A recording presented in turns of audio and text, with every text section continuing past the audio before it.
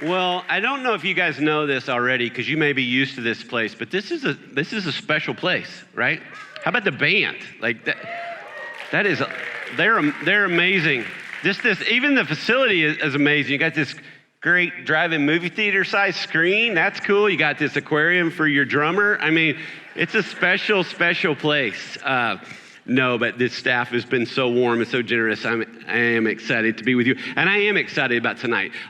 Nights like tonight were designed for especially men who hate marriage events. So if that's you, I got you covered because I are one of you. So that's how this works. But I'm excited to be with you this morning because today we're going to talk about something that is very important to marriage. But it's actually important to all relationships that we value. Every time we have an interaction with somebody, this is so important. This is something that every one of us have to deal with, have to think through. And I would dare say we need to get better at. And this thing is words. It's words. I didn't realize how important words were until I got married when I was 25 years old, which was about 2 years ago. And so, it's not that funny. Yeah, it is. Anyway, I didn't know because my mom passed away when I was 10 years old. So it was my dad, my brother, and I for 8 years of my growing up. We were like bears with a house. So I think I missed out on some communication things. I didn't realize how important communication was, how important words were until we got married. When we first got married, we were living in a little tiny one-bedroom, one-bath apartment. We had one mirror in the whole place, so we'd both have to get ready in front of that same mirror. So one morning, I'm shaving in the mirror, and she walks in, and she does that thing that she's been doing to mirrors as long as I known her, is she will back herself up to the mirror, and then she'll spin her head around at 180 degrees and then check out the back of herself. Ladies, you do this too. I call it the owl. I have since learned that the owl is followed with the question.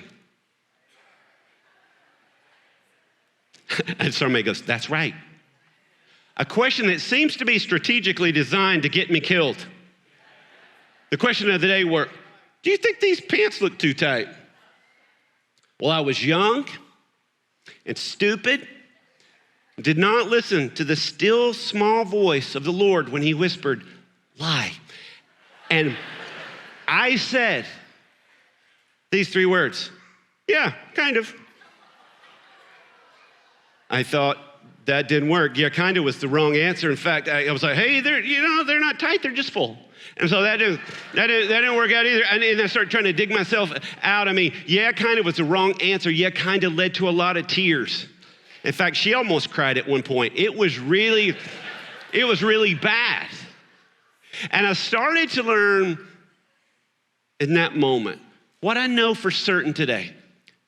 After being married for almost 28 years, after having 4 kids, after working with marriages and family most of my adult life, I know for certain the thing we're going to talk about today, that a lot of times it only takes a few words to take our relationships in a direction that we don't want to go. Some of you experienced that on the way to church, didn't you? Yeah, some of you actually experienced it in the parking lot. And we have footage. I want you to watch this. Some of you are like, what? This is a fancy church. Anything's possible, right? But I know that it only takes just a few words, right? Things like, is that what you're wearing?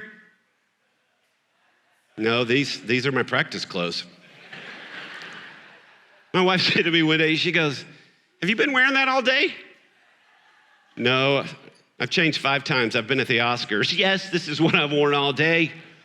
And then there's those times when we know we have done something. We don't really know what, but we know we've done something. We could tell by the way they're acting because they're very, very quiet and their answers are very, very short. Or maybe they shut the kitchen cabinet door louder than they normally do. So a couple days in, it gets a little uncomfortable. So we say, hey, what's wrong? What do they say? Oh, I'm with my people. And then you say, nothing, I really am with my people. We get that, which we all know translates into something, you're an idiot. Now, this next slide here, like, you just kind of need to prepare yourself because it's kind of tough. I don't even know if I should bring it up on a Sunday morning. But if you're married, you know that this really bad. You're just like your mother. How many moms do we have in here? After all you do, and you become the atomic bomb of marriage. That is not fair. Accurate, but not fair, right? And then there's things like, you never come home on time. You never do what you say. You never help me around here. And you never's twin brother. You always forget. You always act like this. You always blow things out of proportion. You always. And then this was one I got a lot when I was a little kid, because I had ADHD since long before it was cool to have it. Anybody in here? In fact, since I've been here this morning, I've lost my phone. I have no idea where it is. And that's just how I work, right? This is just how I think. So I got this question a lot growing up. What were you thinking? Nothing. I wasn't thinking anything. For all of those of you who have children with ADHD, can I just tell you on their behalf, when you're wondering what are they thinking, they're not. There is nothing that happens before they react whatsoever. Yes, that's how it works. And so my dad, understandably, would go, son, what were you thinking? And it hurt, because I didn't know. And then now I'm going to talk in code for a little bit, since this is a mixed audience. I'm going to talk in code just to married people for just a second. These are two words, let's say, that relate to special times between married people. These two words hurt very much. I just heard somebody, uh-oh. Not tonight. Maybe next week. Maybe next month. What you got going on leap year? I mean, these are painful, painful words. So whether you're married or not, we all have these thick relationships that matter. We have these relationships that matter to us. But here's what we all came in here today already knowing. It's this, that whoever came up with this, sticks and stones may break my bones, but words will never hurt me. Whoever came up with this, we know, to use a biblical term, is a moron. We just know, right? We know that this is not true. I wish it were true. Don't you wish you could say to your kid before they go off to school or they're about to play a sport, you could say, hey, listen, sticks and stones may break your bones, but words are never going to hurt you, so you go. And that somehow was a shield for them? It doesn't work like that, does it?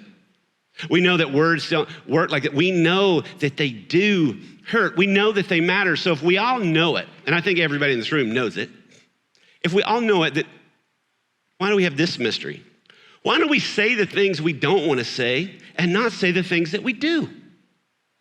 I mean, the mystery is, why do we say the things we don't want to say and not say the things that we do? Because if you and I were to sit down and I'd say, hey, do you want to say things that hurt people that you love the most? What would you say?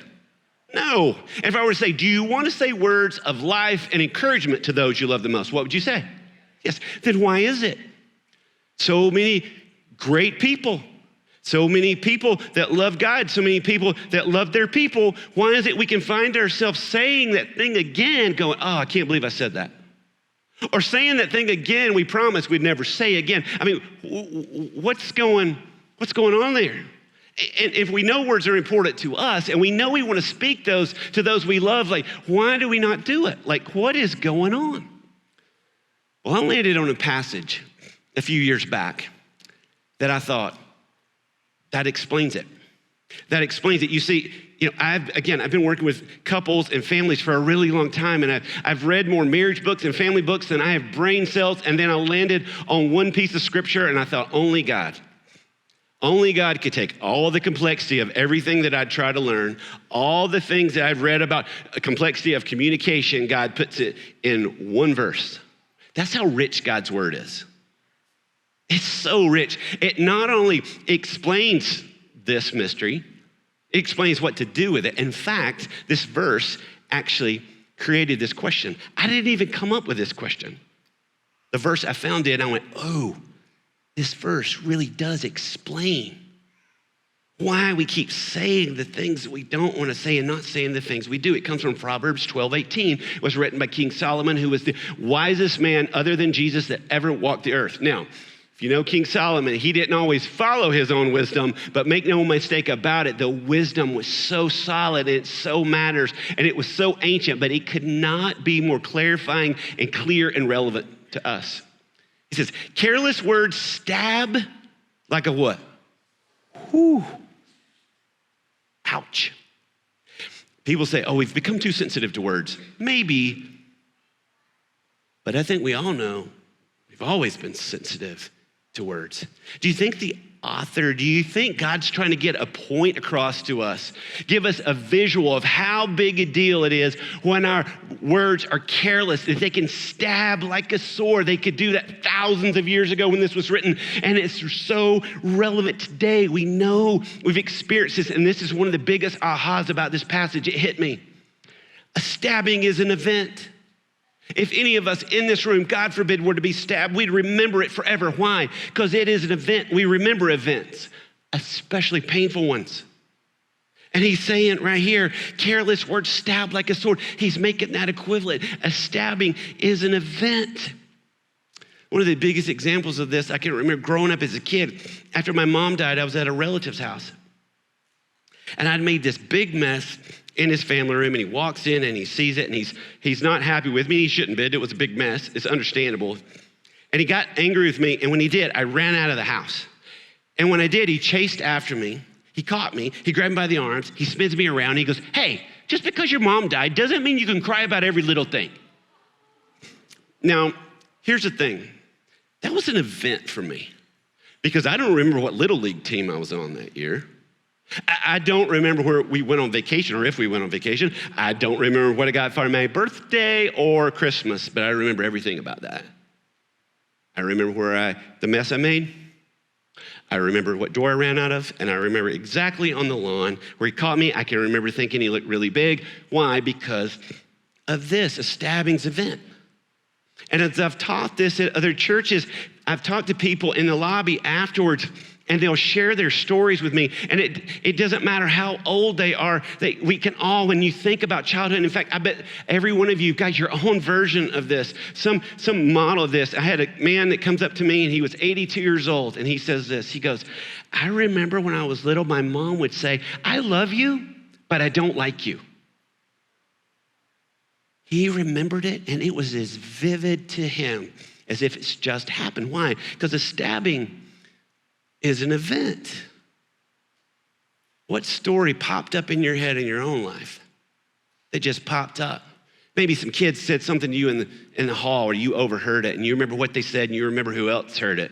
Or maybe it's a little league team, and a coach said something about your athletic ability or lack thereof, and you can remember what kids were hanging out, and you remember that day was really hot, and you remember exactly what he said. Or maybe it was a teacher, it was a parent, but you remember that.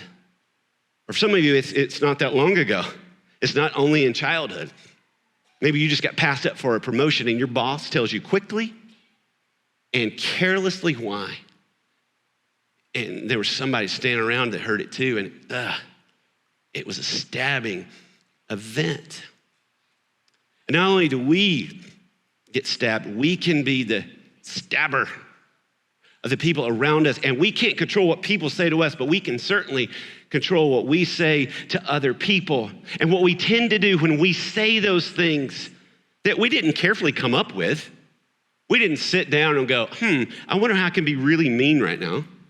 Or we didn't sit there going, hey, let me see if I can hurt some wounded part of them. No, it's careless. So we say this, I didn't mean it. I was just frustrated. I didn't mean it. I was just tired. I didn't mean it. I was just saying. I have teenagers, I get that. I was just saying.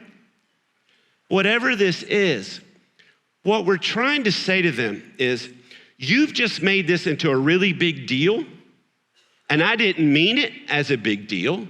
So we want to lessen that. But let me ask you, does this make anybody feel any better? No, it takes the knife and it goes one more turn. It hurts because careless words stab like a sword. And aren't we glad, friends, that there is a comma? Because this would be one depressing sermon if there was a period, right? If that's a careless word stab like a sword, God bless, have a good day. Here's what I love about God's word. Here's what I love, is there's a comma, and here's the other thing I love, is God will give us the full story. He believes we can handle it. He gives us the full truth, the full situation. He doesn't hide it. He doesn't skirt around it. He doesn't try to make it pretty. Here it is. But then, based on that, in light of that, he gives us, here's what you do about it. It says this, but wise words lead to healing. Think about God's economy on this. The very thing that we have used to hurt people, words, is the very thing that he wants to use to heal people. Words. And that's amazing. But here was the biggest aha for me of the whole thing, especially when it comes to why don't we say the things we want to say? Have you ever wondered that? Why don't I say the things I want to say? Here's where it started to make sense for me. A stabbing is an event. Healing is a process. When we say the wrong thing, there's an event in there. I mean, we know, ooh, that was not the right thing to say. When we say the right thing, because it's a process, it's slower. And we don't get a huge event-like response. And so we'll wonder, do I need to say that anymore? Does it even matter? For instance, my wife told me that I was the first person to ever tell her she was beautiful. Which if you could see her, you would go, that's insane. I so outpunted my coverage. But she said I was the first person to ever tell her that. So I tell her that all the time, and I have for our entire marriage. I go, you're so beautiful. You're just, gosh. We'll be driving down the road, and I'll go, time out a minute. You're so beautiful. And you know what she does? Thank you. Thank you. Thank you. And one day I went, hey, it's really important, I think, for you to know just how beautiful you are. Am I saying it too much? Should I save it up? And she goes, oh no, I love it. I'm like, could you alert your face? Because she's given me a process-like response. And isn't process just relationship? I mean, isn't it an ongoing relationship? It's not an event. That's why a marriage can't be based on big events, big purchases, and big vacations. If that were the case, celebrities would have incredible marriages. No, it's not an event. It's a process, and it's slower. But we kind of withhold those words because we think they don't matter. And ladies, in your defense, if you're going, I don't say anything to the men in my life, my son or my dad or my husband, because it doesn't seem to matter to them at all. Because when I say things that I think significant that should matter to them, I don't get anything in response. I can say like, hey, thank you for all you do for our family, and you don't even get a full Pez. Some of you are going, what's a Pez? It's this awkward, strange, creepy little candy. Mickey Mouse's head goes back, candy comes out his throat. I don't know how that's right. But we don't give any indication, guys, that matters to us, ladies. But you should know the next time he goes, on the inside, he's going like this. It matters, don't stop. It's slow. And listen, I understand why we do this. In our culture, we are not pumped up on process. We like things instantly, don't we? I was trying to explain to my son one time what a record was. And I realized in mid-explanation that I really don't know how to explain and have no clue how it works. But I'm a parent, so I kept going.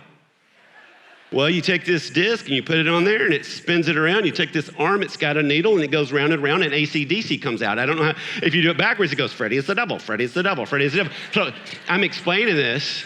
Younger people, ask your parents, right? And he had one question, because I thought he was gonna have a lot of questions. He had one question. So you had to go to the store and buy it? No, music's always dropped from the sky. Yes, you had to go and buy it, but we don't like process, we like quick. But should we stop? Just because it's not instant, just because the feedback we get isn't enough. I have a friend who lives this out so well. They just celebrated their 30th wedding anniversary, and we've known them since before their 10th. So we've been doing life with them a long time. But I remember the first time I was going to teach this was years ago, and I set him down. We're at Starbucks, and I said, hey, I'm about to talk about this to a lot of people. And we were friends, so I could talk like this. I said, because his wife was verbally abused growing up, I said, I've never seen a man talk more carefully and politely and with so much encouragement than you to your wife. But to be honest, she still seems really wounded to me. He takes his cup of coffee and looks at me and goes, well, when we got married, if woundedness was a cup of coffee, she'd been a full cup. Now, after all these years of marriage, she's a half a cup. Now, that's slow. That's so slow. That's so slow. But I'll ask you, should he still keep going? Because here's the beautiful thing. He has 2 daughters.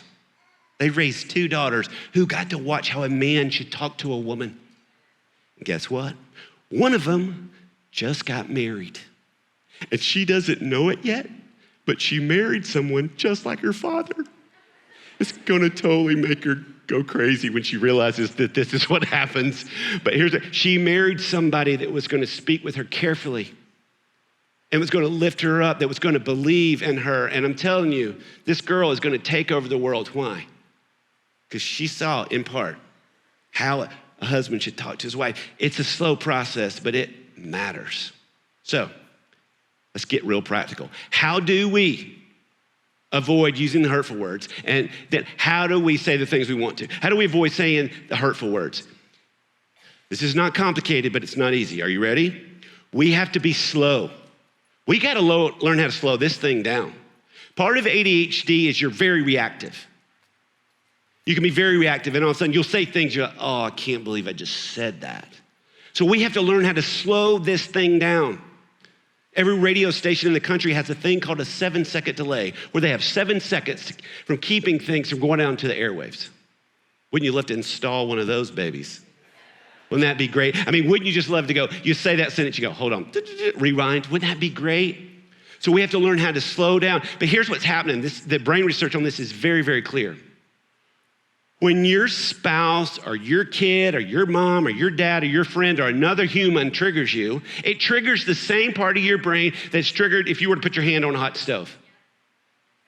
And what happens is your frontal lobe, which is where all your logic is, that hopefully you're sitting with today, that goes, I don't want to say anything hurtful. That part of your brain, the logical part of your brain that has long-term reasoning, goes offline.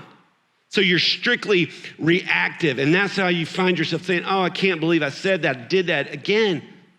It's so efficient. Like if you were to put your hand on a hot stove, you don't have to go, whoa, that's really hurting. It smells like odd beef jerky, I gotta remove it. No, we don't do that, do we? And the amygdala, we should be very thankful for it. It saves us so many times. But it's too efficient when it comes to relationships.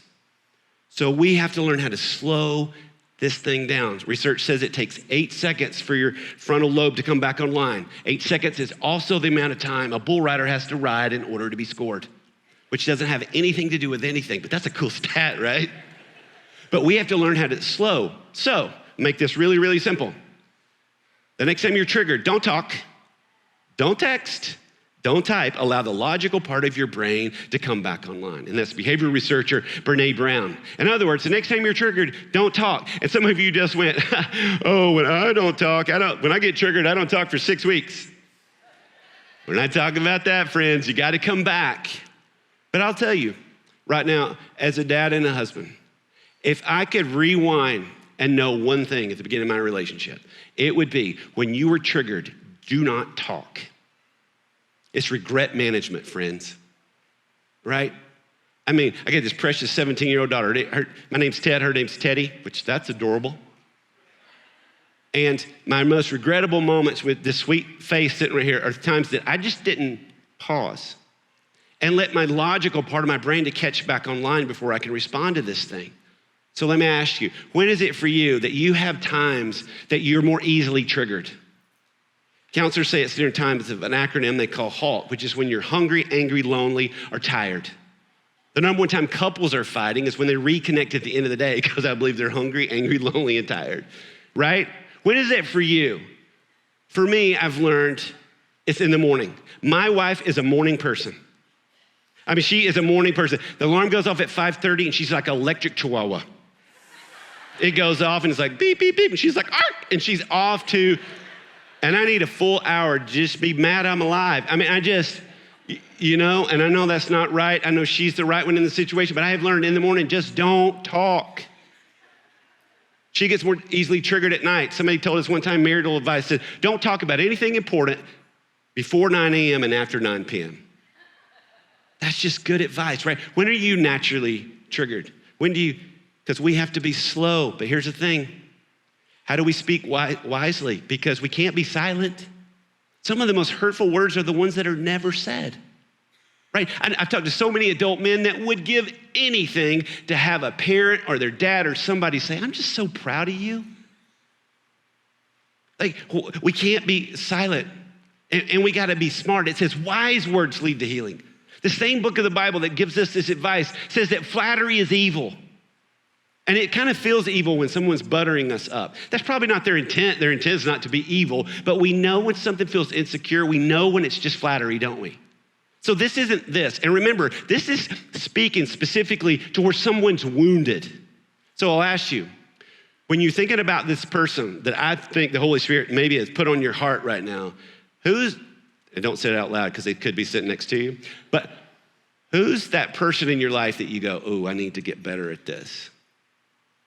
Because here's where it starts. You got to go, where are they wounded? And you go, how can I find that out?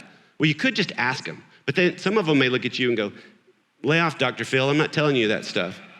So let me give you a trick to tell you where they're wounded. When someone's reaction doesn't match the situation, it reveals where they're wounded. When someone's reaction doesn't match the situation, it reveals where they're wounded. If you start to pull through McDonald's and they lose their mind, we're going to go broke. We're going to go completely broke. There's some woundedness there. Or if every time you talk about the in-laws, it's just too big, there's some woundedness there. Every time you talk about appearance, and there's some woundedness there. Now, here's what we tend to do in our flesh. It's when we're with somebody and their reaction doesn't match the situation, we just want to go, it kind of feels good emotionally, satisfying, because we're like, we know for once that we're not the ones that are wrong, right? We can see so clearly that they're wrong, and we'll say things like, you just need to calm down, which never in the history of relationships has that ever worked. No one's ever go, calm down, and that person goes, you're right, I'll calm down. Right? But that's where they're wounded. If we can be brave, you can go, oh, that's where they're hurt. That's where need me to be wise with my words, right? Now I realize there's some of you that are a lot like my dad. My dad's very gentle and he's very quiet, but he has a hard time getting words. He doesn't know how to tell me he's proud of me. He hasn't hurt me a lot, but he doesn't know how to say those things to me. So if you're kind of like him and you're wired this way, I get it and I have total empathy. So this isn't complicated. You just get a Post-it note or a text and you just let them know 3 words. Okay, so this isn't big, long letters of thing necessarily. If that's your thing, great. But for a lot of you, it just needs to be things like I am so proud of you. I am so proud of you. And here's the thing about this. The man that I described earlier in my life, the relative that hurt me with his words, ended up being the person who spoke the most life into me afterwards. I'd release a book or something. He'd be the first one to just come in going, I'm so proud of you. Your mom would be so proud of you. And here's what I probably know. He probably doesn't even remember saying that to me. You know why? Because his heart was broken. But he kept, and who was more powerful to heal was the one that had hurt me, had more power to heal me than anybody else. So if you're sitting back and you go, but I've done so much damage, you should know no one's postured more than you to make it right. So I don't want you walking out here feeling discouraged or beaten up. No, it's just this golden opportunity just to use a few words that would mean so much. Thank you. Just thank you. Gratitude's always a great relational connector, right? Thank you. You're beautiful. My daughter, I know she wants me to respect her. I know that she wants me to value who she is and believe in her, but she also loves to hear these words. Her mom loves to hear these words. Also, guys, ladies, you should know, I'm gonna get married ladies, I'm gonna give you 2 real quick. you should know that your husband want to hear these words. He just wants to hear a little different version. You're hot. And here's the great thing with guys. We don't have to be hot, but if you tell us we're hot, we'll believe you. That's how that works. Women are always, I just wish I knew what he was thinking. He's not. He's not thinking anything. Just treat him like a Labrador. You're such a good boy. You're such a good boy. We're easy to manipulate. Okay. Wives, one more for you. Research shows that your husband, regardless of how much money he makes, regardless of how much money you make, regardless of the economy, always has a low to high grade anxiety about being able to provide. So, wives, put your hand up like this. Now I want you to cup your hand. 5 times this week, I want you to come up behind your husband and go, bam! You got this. And I want one of them to be in the parking lot today. I want to see wives from all over this church out in the parking lot going, bam, bam. People be driving around. It's going to be the best outreach of your church. They're going, I don't know what's happening there. Don't know what they believe, but I believe it too. Right? How many of you have a dreamer in your life? They're always coming up with big ideas. Hey, let's turn the house into a convertible. I got one word for you. This is all you say. Wow. Not how. Don't bust out the hydraulics would be impossible. Don't kill their joy. And here's the great thing with all those creative types that can't find their phones. We don't implement anything. When you get all upset, just go, wow, not how. Here's 2 words you may have just come here for today. I'm sorry. Full stop. This is where you don't go, I'm sorry, I was just tired. I'm sorry, I was just frustrated. I am so sorry, I should not have said that. So sorry. If you really want to take this to the next level, you were right. Some of you going, you've gone too far, Pastor. I'm about to take it really too far. I was wrong. If you're married to a mom, or you've got a mom that's a friend, or if you've got adult children that are raising kids, they need to hear this. You're a great mom, because the 2-year-old's not telling her. What's a 2-year-old telling her? Hey, I got poopy. I mean, it is. Great mom, you're a great dad. They need to hear it too. Because the teenagers aren't looking at them going, hey, I know that you just put me on restriction and my brain's not developed completely until 25, but I want to say, just stop and go, I'm going to appreciate that one day. I know I treat you like an ATM machine, but I appreciate that. No, they're not going to say that, so we need to say this to each other. Here's another one, I'm glad you're home. Some of you are going, we started working from home during COVID and we're not glad the other one's home. Look, here's the thing. If the number one time couples are fighting is when they reconnect at the end of the day. I want you to make that reconnection better. I want you to take that back. So when you reconnect at the end of the day, and if you're going, we're already home, you set an artificial time to do that. You decide on a time. I don't want you to say anything. I just want you to make out for 30 seconds. Unless the children are watching. And then make out for 60. We got to get them to move out somehow. I say we gross them all out. Right? Here's another one. I love you. And now I'm going to keep the promise that I kept to that 82-year-old man. I said, every time I give this message from now on, I'll tell people this, that people not only need to hear this, they need to hear this. I love you. I like you. I delight in you. You're the best. I like you. When our kids were little, we'd say this. When do I love you? And we would train them like seals with fish. All the time. And when they were little, we'd say, when do I love you? And they go, all the time. The goal of our words, the goal of the process is during this time that they know that you love them all the time. Because when does the Father love us? All the time.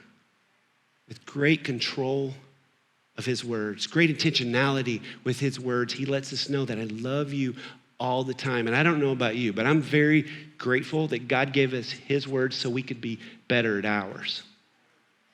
And in this very short verse, if I had to pray a verse over you, if I had to say, here's one verse based on all the research, is careless words stab like a sword, comma, but wise words lead to healing. And you can do this, friends.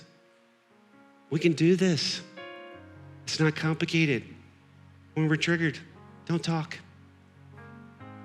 Don't talk. When we get those opportunities, take them. Take them. Take them today. Don't let the sun go down before you encourage somebody. Deal? Let me pray for you. God, I do thank you that you gave us your word. You gave us your word to help us with ours. God, I confess to you that despite that I know this, no one knows better than you that I am not perfect at this. But God, I just pray that we could get better at this. That we could heal those around us with just words of encouragement. God, give us your sense of control. Give us your sense of power, that no matter how our brains are wired, no matter any of that, despite of that, because of all that, help us to love each other with our words.